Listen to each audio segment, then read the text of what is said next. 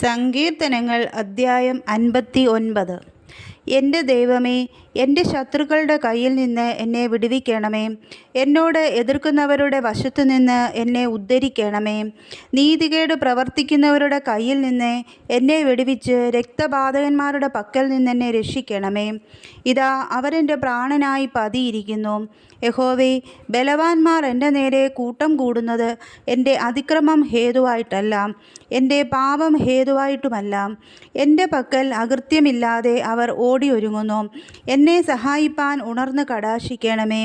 സൈന്യങ്ങളുടെ ദൈവമായ യഹോവേ, ഇസ്രായേലിൻ്റെ ദൈവമേ, സകല ജാതികളെയും സന്ദർശിക്കേണ്ടതിന് നീ ഉണരണമേ. നീതികെട്ട ദ്രോഹികളിൽ ആരോടും കൃപ ഉണ്ടാകരുതേ. സന്ധ്യാസമയത്തെ അവർ മടങ്ങി വരുന്നു. നായെപ്പോലെ കുരച്ചും കൊണ്ട് അവർ പട്ടണത്തിനു ചുറ്റും നടക്കുന്നു. അവർ തങ്ങളുടെ വായ് കൊണ്ട് ശകാരിക്കുന്നു. വാളുകൾ അവരുടെ അധരങ്ങളിലുണ്ട്. ആര് കേൾക്കും എന്നവർ പറയുന്നു.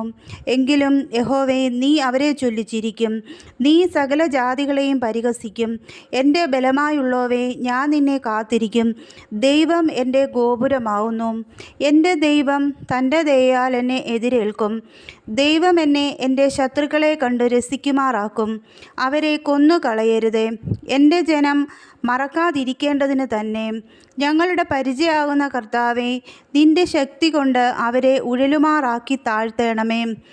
അവരുടെ വായിലെ പാപവും അധരങ്ങളിലെ വാക്കുകളും നിമിത്തവും, അവർ പറയുന്ന ശാപവും ഭോഷ്കും നിമിത്തവും അവർ തങ്ങളുടെ അഹങ്കാരത്തിൽ പിടിപെട്ടു പോകട്ടെ.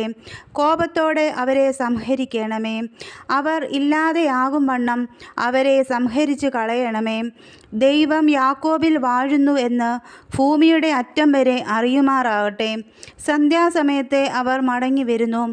നായെപ്പോലെ കുരച്ചും കൊണ്ട് അവർ നഗരത്തിന് ചുറ്റും നടക്കുന്നു. അവർ ആഹാരത്തിനായി ഉഴന്നു നടക്കുന്നു.